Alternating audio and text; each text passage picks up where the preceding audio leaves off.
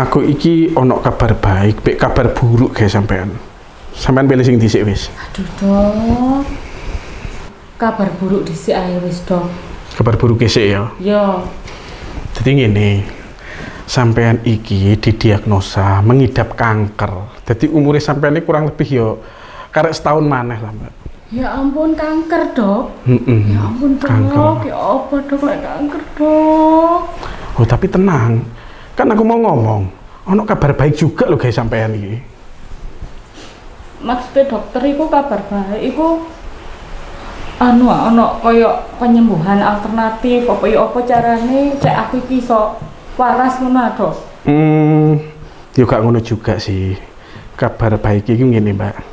Jadi sampean iki juga positif didiagnosa iki mau mengidap penyakit Alzheimer. Ya ampun, Alzheimer iku apa sih, Dok? Penyakit apa iku, Dok? Alzheimer itu penyakit otak, Mbak. Jadi penurunan daya ingat otak sampean. Ngono jare dokter kabar baik iki lho. Iku penyakit, Dok. Tapi tenang aja, Mbak. Engko yo 3 wulan maneh. Apa sing tak omongno iki mau? Sampean gak bakal eling kok. Lali sampean.